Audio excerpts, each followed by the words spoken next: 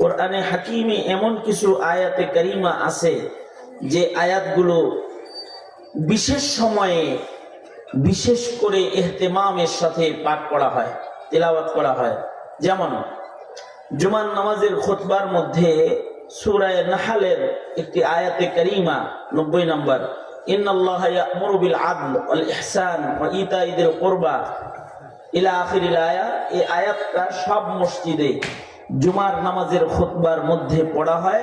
Public শুনতে শুনতে প্রায় পাবলিকেরও এই আয়াত মুখস্থ, যারা জুমা পড়ে তাদের আয়াত মুখস্থ হয়ে গেছে শুনতে শুনতে। এটা এমন একটা আয়াতে কারিমা যেটা বিশেষ সময়ে বিশেষ খুতবার মধ্যে বারবার পড়া হয়। আবার কিছু আয়াত আছে যা মুসলমানের যখন কোনো বিয়ের অনুষ্ঠান হয় বিয়ের খুতবায় পড়া হয়। এত বেশি পড়ে কাজী সাহেবরাও পড়ে, ইংরেজি কাজী সাহেব যে আছে মাদ্রাসায় পড়ে নাই, হেরও মুখস্থ। এটা এই আয়াতগুলো জুমার খুতবা দেওয়ার জন্য তারও মুখস্থ।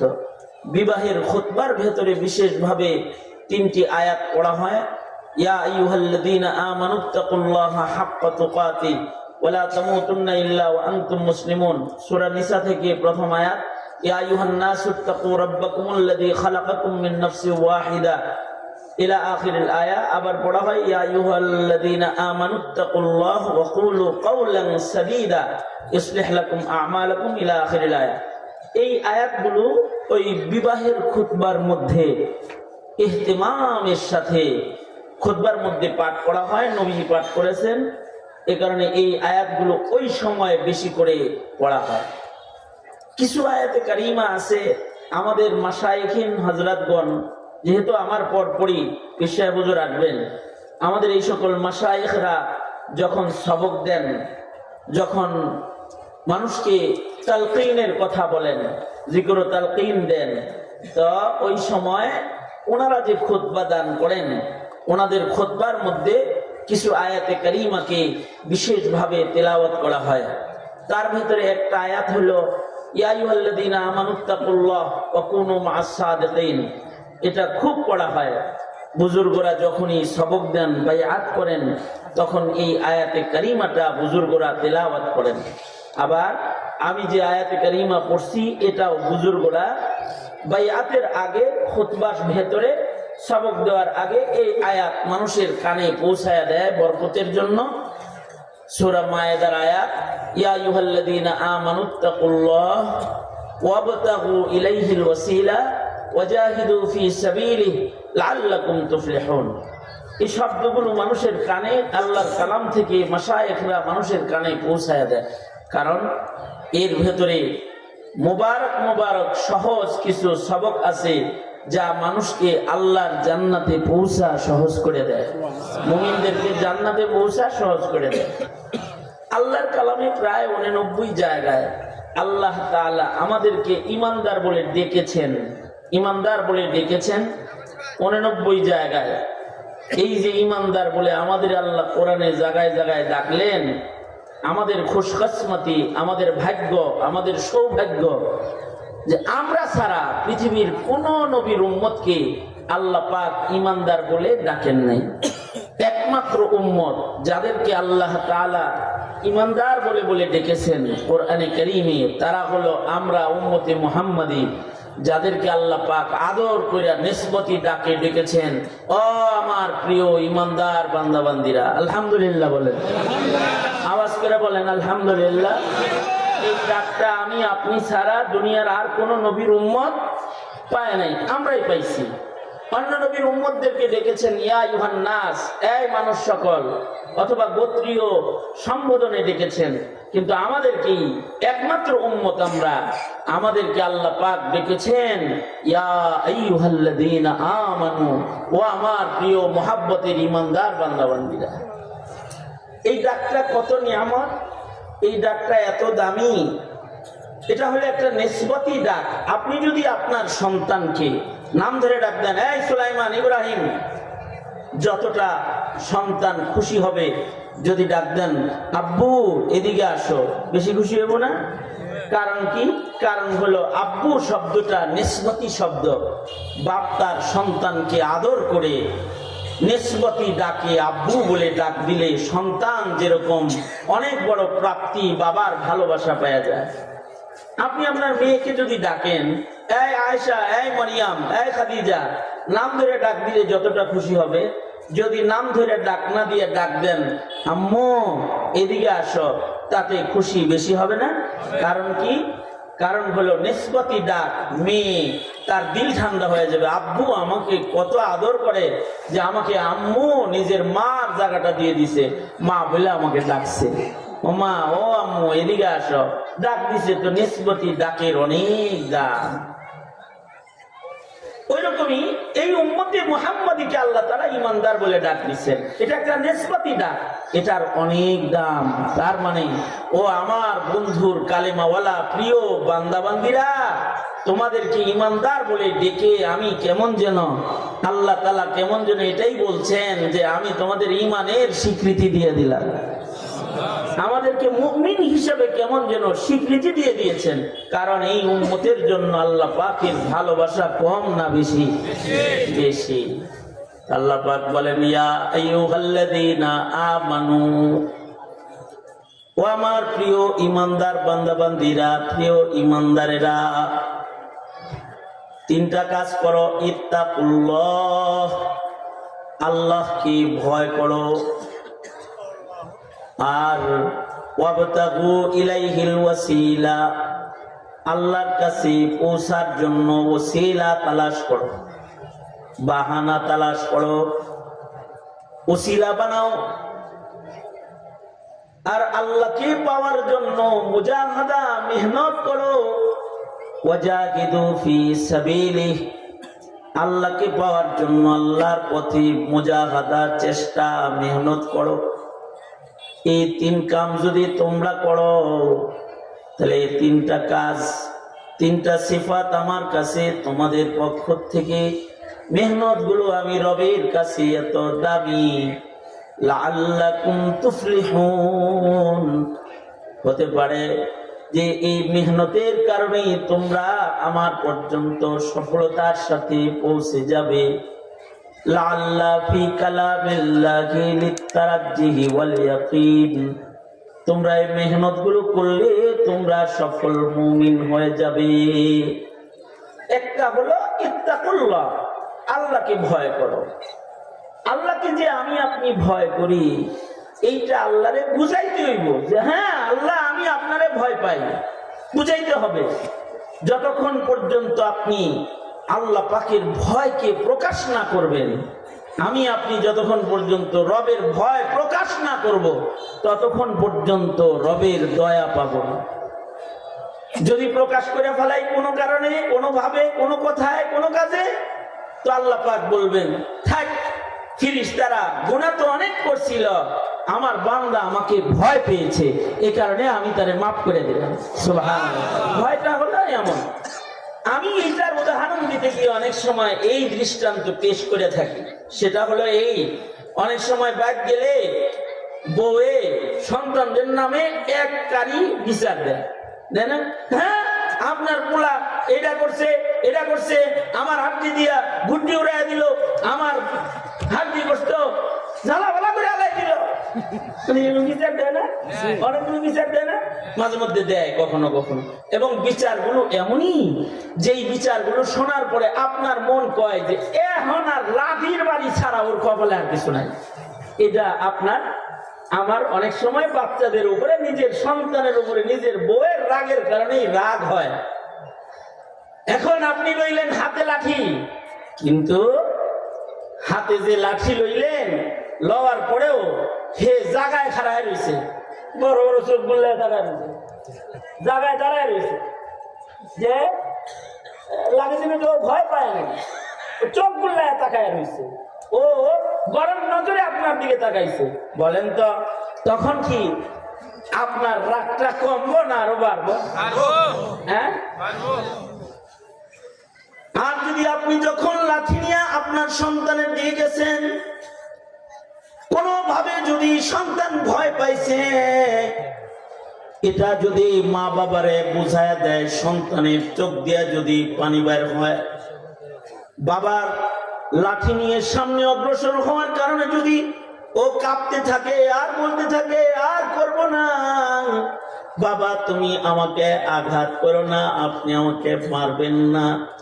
ও যে ভয় পাইছে এটা যদি ও প্রকাশ করে ফেলে তো বাবা যেমন তার সন্তানের গায়ে আঘাত করার থেকে বিরত হইয়া যায়, অথবা যে মা নিজের মুখে বিচার দিয়েছে সেই মা বাবার হাতের লাঠিটা কেড়ে নিয়ে যায় আর কয় বিচার দিয়েছে দিয়ে এমনি মারতে দিতে নাকি, দেখো না পোলাটা কি ডরাইছে, আর ও কোনো গুনাহ খাতা এরকম অপরাধ আর করবে না, আজকের মতো ওরে ছাইড়া দাও। ঠিক বিষয়টা এমনই, কোন বান্দা যদি আল্লাহর ভয়ে কোনোভাবে কোনো হালতে মুখের কথায় কাজে অথবা চোখের পানি দিয়েও যদি রবের কাছে কোনোভাবে প্রকাশ করে দেয় আল্লাহ আমি আপনাকে ভয় পাই, আল্লাহ তাআলা যে বান্দাগুলোর জন্য শাস্তি অবধারিত করে লিখে ফেরেশতার হাতে উঠিয়ে দিছে, আল্লাহ তাআলা ফেরেশতাদের হাত থেকে অবধারিত নোটিশটা কেড়ে নেয় আর বলে অপরাধ করছিল তাই শাস্তিটা লিখছিলাম, কিন্তু চোখের পানি পড়তেছে আমারে ডাকতাছি, আমাকে আমার বান্দা ভয় পায় তাই কদমে এসে পড়ছে, ওর মুখে ইস্তিগফার উচ্চারিত হয়েছে রে বান্দা। ফেরেশতারা তোমরাই সাক্ষী থাকো, ওর এই তাকওয়ার কারণে আমি ওর পেছনের গুনাহ সব মাফ করে দিলাম। বান্দার জন্য তখন জান্নাতে যাওয়াটা সহজ হয়ে যায়। ইয়া আইয়ুহাল্লাযীনা আমানুত্তাকুল্লাহ, তোমরা আমাকে ভয় করো। ও ঈমানদারেরা, সহজে জান্নাতে যেতে চাও তো আমাকে ভয় করো। কাকে ভয় করব? জোরে আওয়াজ করে বলেন। ভয় কাকে? আওয়াজ করে বলেন। ভয় কারে? ভয় করব আল্লাহরে। ভূমিকম্পরে ভয় করো এটা বুঝাইলা, কিন্তু আল্লাহরে ভয় করো এটা বুঝাও না। তুমি তোমার দলকে ভয় করো তাও বুঝাও, নেতারে ভয় করো এটাও বুঝাও, সামনে ভয় করো তাও বোঝা যায়, পাগলা কুত্তারে ডরাও সেটাও বোঝা যায়, কুত্তা কেউ কেউ করলে মেয়ে কাঁপো সেটাও বোঝা যায়, মুদিরে ভয় পাও তাও বোঝা যায়, আমেরিকাকে ভয় পাও তাও বোঝা যায়, হিংস্র পুলিশরে ভয় পাও সেটাও বোঝা যায়, আল্লাহরে ভয় পাও এটা কয়দিন বুঝাইছিল তুমি আল্লাহর কাছে? হ্যাঁ, তুমি যদি কোনো কারণে কোনোভাবে এই বুঝটা আল্লাহর কাছে পেশ করো, ওগো আল্লাহ আমি আপনাকে ভয় পাই, আমি আপনাকে ভয় পাই, হইতে পারে সেই ভয়টা খুবই তুচ্ছ ছোট্ট কাজের মাধ্যমে বান্দা প্রকাশ করেছে, বান্দা আল্লাহরে ভয় পায়, আল্লাহ তাআলার কাছে ওইটাও মঞ্জুর। যদি অযৌক্তিক কিছু করে বান্দা আল্লাহর ভয় প্রকাশ করার জন্য, সেটাও আল্লাহর কাছে মঞ্জুর। এ কারণেই নবী আলাইহিস সালাতু ওয়াস সালাম আল্লাহ পাকের সর্বনিম্ন ভয়ের উপমাও হাদিসে আল্লাহর রাসূল বর্ণনা করেছেন। হাদিসে পাকে আছে, কিফিল নামক এক জালিম ছিল, সে সারা জনম জিনা ব্যভিচার করেছে, আর মৃত্যুর আগের রাত্রে একদিন আল্লাহর ভয়ে জিনার থেকে বিরত থেকেছে। বাস এতটুকুন আল্লাহর ভয় প্রকাশ করাটা, যে আল্লাহর ভয়ে সে ওই রাত্রে জিনা করে নাই, তারপরেই মারা গেছে। ওই জমানার নিয়ম ছিল কাউকে যদি আল্লাহ পাক মাফ করে দিতেন তাহলে তার দরজায় কুদরতি লেখা উঠত যে আমি তারে মাফ করে দিচ্ছি। যেমন হাবিল কাবিলের আমলে আল্লাহ যদি কারোর কোরবানি কবুল করতেন তাহলে আগুন এসে এটা জ্বালিয়ে দিয়ে যেত। কাউকে যদি আল্লাহ মাফ করতেন ওই জমানায় দরজায় লেখা উঠত যে আমি ওকে মাফ করে দিয়েছি। আল্লাহর ভয়ে কিফিল নামক জালিম সে গুনাহ করে নাই, খালি এতটুকু ভীতি প্রকাশ করেছে। রব্বুল আলামিন তার দরজায় কুদরতি লেখা উঠায়া দিলেন, কাদ গাফারাল্লাহু লিল কিফল, কিফিলকে আল্লাহ তাআলা ওর তাকওয়ার কারণে ক্ষমা করে দিয়েছে। সুবহানাল্লাহ। আল্লাহ রাসূল সাল্লাল্লাহু আলাইহি ওয়াসাল্লাম ওয়াকিআতু বনি ইসরাঈল বর্ণনা করেছেন যে এক কাফন চোর সারা জীবন কাফন চুরি করেছে, কিন্তু তার জীবনের শেষ ভাগে কোনোভাবে সে আল্লাহর ভয় প্রকাশ করেছে। কেমনে? নিজের সন্তানদের ডাকলো, ডেকে বলল, সন্তানেরা আমি সারা জীবন গুনাহখাতা করছি, কাফন চুরি করছি, আমার মতো মানুষের তো আল্লাহর সামনে দাঁড়ানোর আর মুখ নাই, রবের সামনে দাঁড়াবার মতো হিম্মত আমার নাই। সুতরাং সন্তানেরা তোমরা আমার লাশটাকে আগুন দিয়ে পোড়ায়া দিবা, মরে গেলে আমার লাশ পোড়াইবা, কবরে রাখো না। আবার আমার ফেরেশতারা ধরলে আমি কি করব? আমি আল্লাহর সামনে আল্লাহর গ্রেফতারিতে পাকড়াও হয়ে গেলে আমার কোনো নাজাতের লাইন নেই। সুতরাং সন্তানেরা, তোমরা আমার লাশকে আগুন দিয়ে পোড়ায়া দিবা। আমি যখন পুড়ে ছাই হয়ে যাব, তখন আমার এই পুরা ছাই গুলাকে দুই ভাগ করবা। এক ভাগ ছাই বাতাসে উড়াইয়া দিবা, এক ভাগ ছাই পানিতে ভাসায় দিবা, যেন আমাকে কেউ তালাশ করে না পায়। লোকটা তাই করলো। নসিহত করলে তার সন্তানরা ওসিয়ত পূরণ করলো। তার পিতার লাশকে সন্তানরা আগুনে পুড়াইল, ছাই হয়ে গেলে বাতাসে পানিতে ভাসায় দিল। কিন্তু আল্লাহ তাআলা তার গোলামরে বের করলেন। হাকিম মোহাম্মদ থানভী রাহমাতুল্লাহ আলাইহি বলেন, এই লোকটা জাহিলুত তাকদীর না, এই লোকটা জাহিলুত তাকদীর। তার মূর্খতার কারণে সে এমনটি ওসিয়ত সন্তানদের করেছে। তার জ্ঞানের দৌরত্ব ছোট, তাই সে নিজেকে পোড়ায় ফেলার ওসিয়ত করেছে। কিন্তু আল্লাহ রাব্বুল আলামিন তার মৃত্যুর পরে বাতাস ও পানিকে আদেশ করলেন, এই বাতাস, তোমার ভেতরে আমার এক বান্দা পালাইছে, তারে বাইর করে দাও। এই পানি, তোমার ভেতরে আমার এক গোলাম লুকায়েছে, তাকে বের করে দাও। বুঝা থাকলে বলেন তো, বাতাস পানি কার গোলাম? বাতাস পানি কার কথায় চলে? আল্লাহ তাআলা যখন বললেন আমার গোলাম বাইর করে দাও, তো বাতাসে বাইর করে দিছে, পানিতে বাইর করে দিছে, লোকটা অস্তিত্বে চলে আসছে।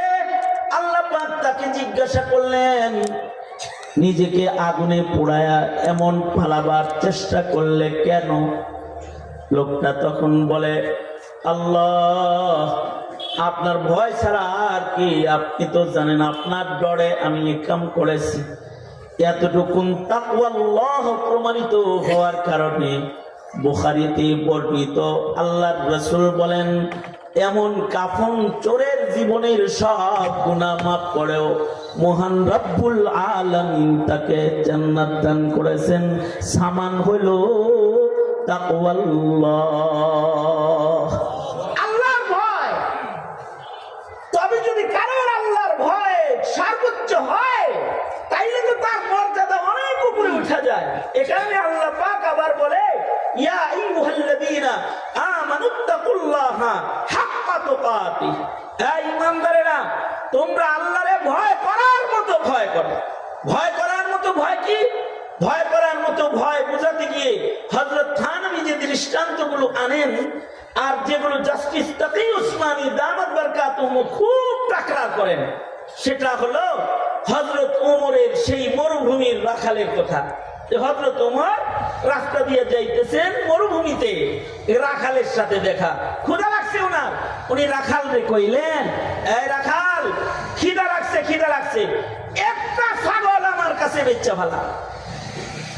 রাখাল নিজের ঈমান প্রকাশ করলো। রাখাল বলে, এই ছাগলের মালিক আমি না, আমি এই ছাগলের পাহারাদার। ছাগলগুলো মনিবের ছাগল, আমার কাছে আমানত। ইমানদার আমানতের খেয়ানত করুন নাকি? আমি বেচবো কেন? বেচতে পারুন না। কারণ হাদিসে আছে, আল্লাহর রাসূল বলেছেন, লা ঈমানা লিমান লা আমানাতা লাহু, যার আমানতদারি নাই তার ঈমান নাই। যার আমানতদারি যত মজবুত, তার ঈমান তত মজবুত।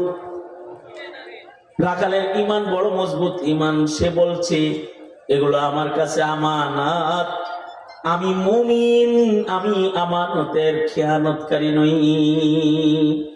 হযরত ওমর তার ঈমান তো একের, এটা পেলেন।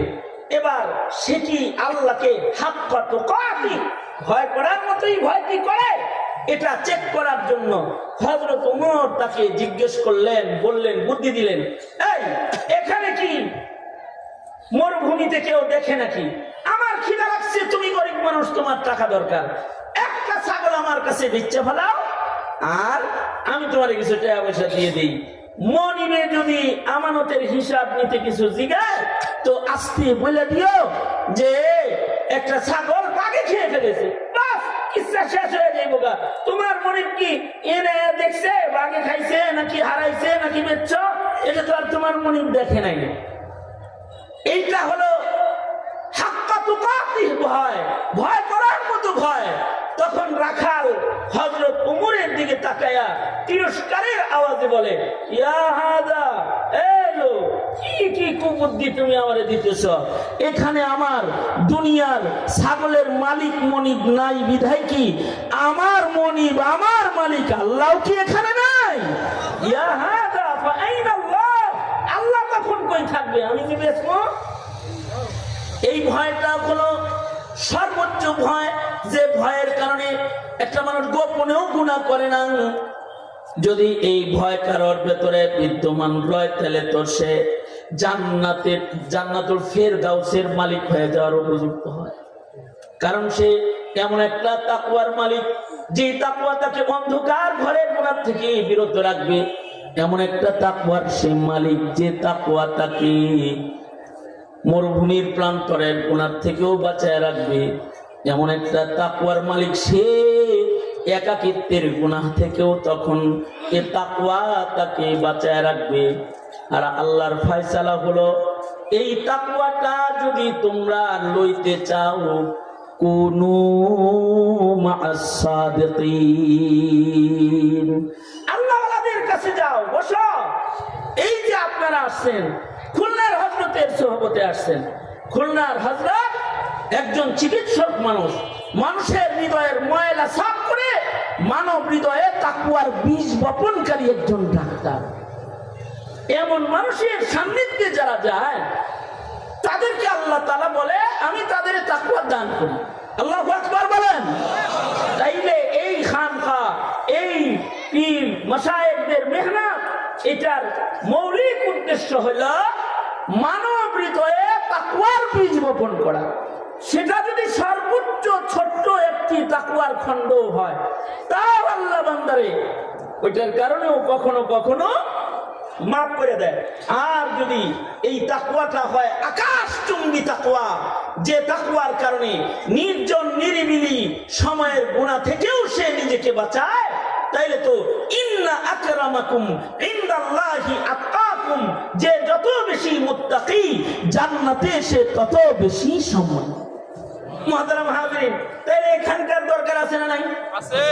এই জোরে বলে কথা বলেন না কেন? আছে না নাই? এখানকার দরকার আছে না নাই? এইখানকার যে মাশায়েখরা আছে এই মেহনতের দরকার আছে না নাই?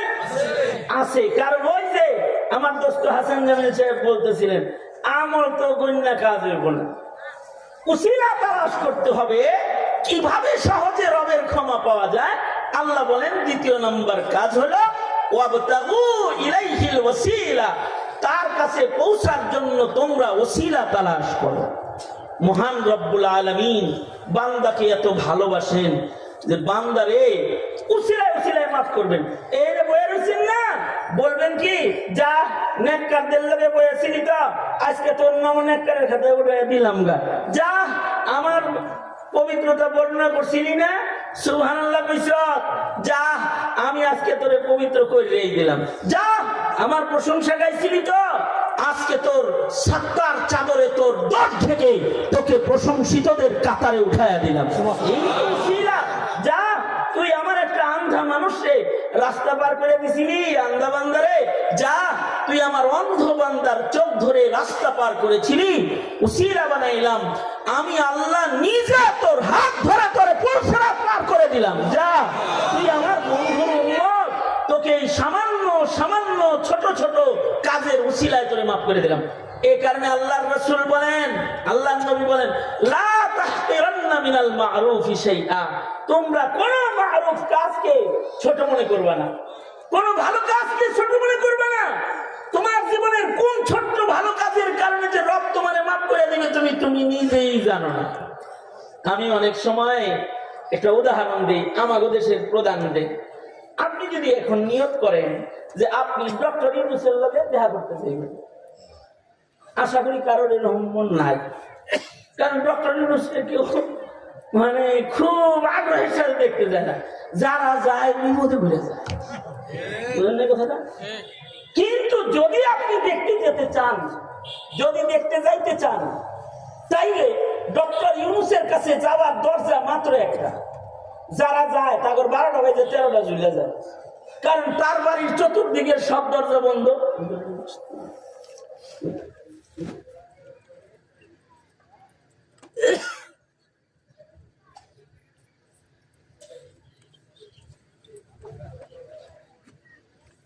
আমি কত আমার তো কালেকশন টাইম লাগবে।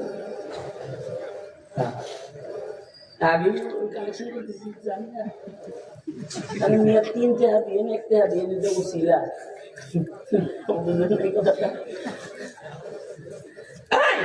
এদিকে দেখান, হাত তোলেন।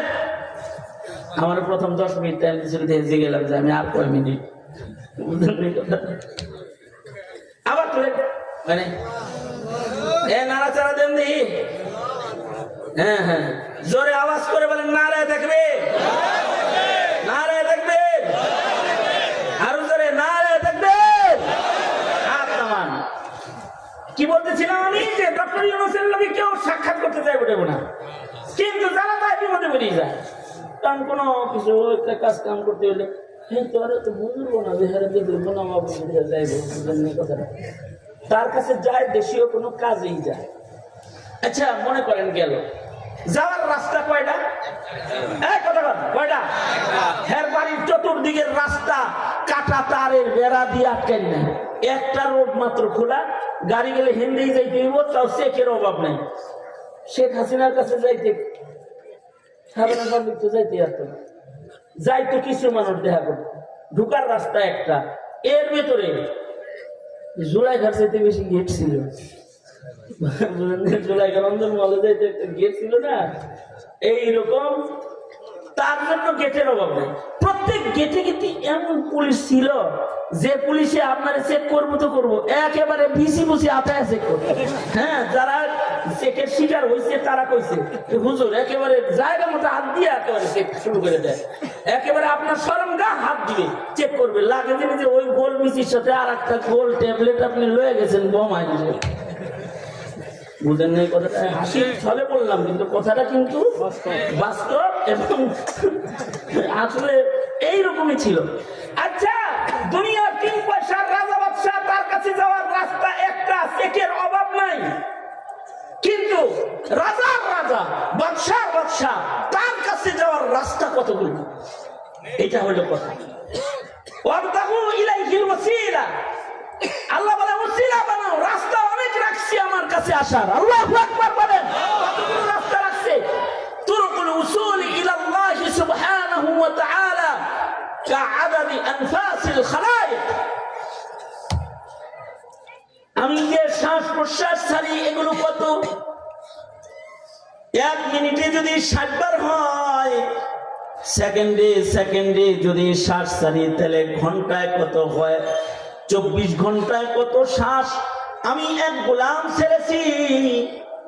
আমার সাথে আপনাদের শ্বাসেরও যদি হিসাব করা হয়, 50 বছর, 30 বছর, 80 বছর, 70 বছরে আপনি কতগুলো শ্বাস প্রশ্বাস ছেড়েছেন? শুধু আপনারা, আমরা না, সারা দুনিয়ার সব মাখলুকাত, শুধু মানুষ নয়, গরু ছাগলের শ্বাস ছাড়লো, ভেড়া বিড়ালের শ্বাস ছাড়লো, কুকুর জানোয়ারের শ্বাস ছাড়লো, এমনকি পিপিলিকা, পিঁপড়া, মশা, মাছি, ওরা শ্বাস ছাড়লো। সমুদ্রের ভেতরে পানির নিচের প্রাণীরা শ্বাস প্রশ্বাস গ্রহণ করলো। এই যে শ্বাস প্রশ্বাস গুলো পৃথিবীর সব মাখলুকরা একসাথে গ্রহণ করতেছে।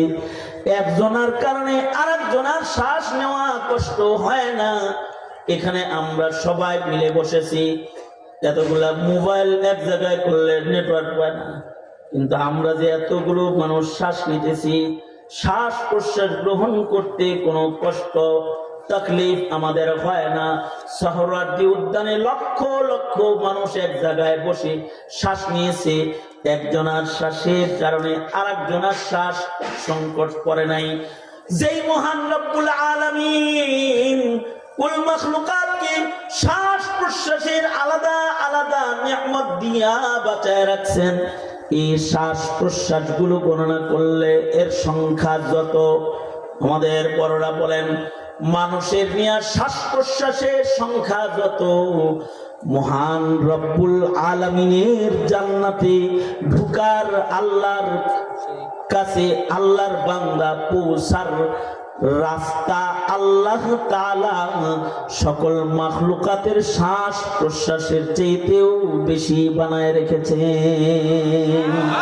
এবার বান্দা যদি কোনটাকে ওসিলা বানায়, হাসরের মাঠে কাউকে কাউকে আল্লাহ বলবেন নবীজির এই হাদিসের আলোকে, এই আলমারউ মা মান আহাব্বা, যা কতজনে যাত্রায় যায় বয়ে থাকতো, সিনেমা হলে বয়ে থাকতো, গান শুনতো, তুই না খুলনার হযরতের কাছে বয়ে থাকতি, খুলনার হযরত কিছু সবক দিছে এগুলো পালন করতি, তুই না আলেমদের কথা শুনতি, তুই না নেকুকারদের সাথে বসতি, যা এ কারণে আজকে তোকে আমি নেককারদের সাথে হাসরে আমার পাশাপাশি দাঁড় করাইয়া দিলাম, এখানে থাক। ওয়াবতাগু ইলাইহিল ওয়াসিলা। জীবনে কোরআন শরীফ পড়তে পারে নাই, কিন্তু কোরআন মুহাব্বত করে বুকে নিছে, সুমা খাইছে, এগুলোরে আল্লাহ পাক নাজাতের ওসিলা বানাইছে। জীবনে একটা বিড়ালকে কম্বলের নিচে জায়গা দিছে, এইটারে উসিলা করে আল্লাহ তাআলা বান্দাকে রহমতের চাদরের নিচে জায়গা দিয়ে দিয়েছে। ওয়াবতাগু ইলাইহিল ওসিলা। ওসিলা ওসিলা তালাশ করতে হবে যে রবের কাছে কোন উসিলায় পৌঁছা যায়। উসিলাগুলো কি? উসিলাগুলোই হলো মানব জীবনের সকল নেক কর্মগুলাই আল্লাহর জান্নাতে আল্লাহর কাছে যাওয়ার উসিলা। যেমন নামাজ পড়বো, কেন পড়বো? নামাজ আল্লাহর কাছে জান্নাতে যাওয়ার উসিলা। রোজা রাখবো, কেন রাখবো? রোজা আল্লাহর কাছে জান্নাতে যাওয়ার উসিলা। হজ্জে বাইতুল্লাহ করবো, কেন? এটা আল্লাহর কাছে পৌঁছার রাস্তা, উসিলা। যাকাত দিব, কেন? আল্লাহর কাছে জান্নাতে যাওয়ার রাস্তা। জিকির করব সকাল সন্ধ্যা, কেন? জিকির আল্লাহর কাছে পৌঁছার রাস্তা। মানুষের সাথে সুন্দর আচরণ কেন করব? প্রত্যেকটা আচরণ, প্রত্যেকটা মানব জীবনের প্রত্যেকটা আচরণ আল্লাহর জান্নাতে যাওয়ার আলাদা আলাদা রাস্তা। আমি আমার জিন্দেগির সকল নেক কাজগুলোকে ইহতিমামের সাথে হিফাজত করব। লা তাহকিরান্না মিনাল মা'রুফি শাইআ, কোন মা'রুফ কাজকে আমি অবহেলা করব না, কেন? এইটা আমার আল্লাহর জান্নাতে যাওয়ার রাস্তা। ওয়াজাহিদু ফি সাবিলি, আর মুজাহাদা করব আল্লাহকে পাওয়ার। নফসের নফসানি মুজাহাদা, জিসমানি মুজাহাদা, নফসের সাথেও জিহাদ, দেহের সাথেও জিহাদ, মনের সাথেও জিহাদ, প্রয়োজন পড়লে জিহাদ ফি সাবিলিল্লাহ জিহাদ। এই সব জিহাদের প্রস্তুতি যাদের থাকে, মুনাফিকির থেকে আল্লাহ তাদেরকে হেফাজত করে। অনেকে আছে নফসের সাথে জিহাদ করে, কিন্তু কাফেরের লগে জিহাদ করতে রাজি না, তাইলে নিফাকাত ভেতরে প্রবেশ করবে। জিহাদ, মুজাহাদা, হাক্কা জিহাদি, যেখানে যেই জিহাদ দরকার সেখানে সেই জিহাদ তোমার করানো লাগবে। দুশমন দাঁড়ায় রয়েছে আর তুমি বাইতুল্লাহ শরীফে যায় ইবাদত করবা, তুমি কেমন যেন ইবাদতের সাথে তুমি খেলা করছো। যদি দুশমন সামনে রয়, আব্দুল্লাহ ইবনে মুবারক বলে, তখন দুশমনের সামনে বুকটান করে দাঁড়িয়ে থাকা কাবার তওয়াফের চেয়ে বেশি দামি ইবাদত হয়। আল্লাহু আকবার জোরে করে বলেন। এই কারণে মোল্লা মুন্সি ডাক দিলেও যাইতে হয়, এটাও জিহাদ। আবার গুনার আহ্বান আসলে নফসকে কাবু করে অন্য পথে হাঁটতে হয়, এটাও জিহাদ। আবার নওয়াফিল ইবাদত বন্দেগীতে নিজেকে মুশাক্কাত উঠায়া আল্লাহর প্রিয় হওয়ার মেহনত করতে হয়, এটাও জিহাদ। ওয়াজাহিদু ফি সাবিল। এই তিন গুণ যদি কারোর ভেতরে থাকে, তো আল্লাহ তাআলা বাহানায় বাহানায় হলেও তার বান্দাকে মাফ করবেন। এই খানকার ভেতরে এই তিনও মেহনত করানো হয়। সুতরাং এখানকার এ মাদ্রাসা, এটা সাথে আমরা আছি ইনশাআল্লাহ। বলেন কারা কারা আছেন? হাত তোলেন। এই সাথে থাকাটা তো হাসরের জান্নাতে যাওয়ার উসিলা। দুরাত তোলেন, দুরাত তোলেন, হ্যাঁ ভালো করে তোলেন।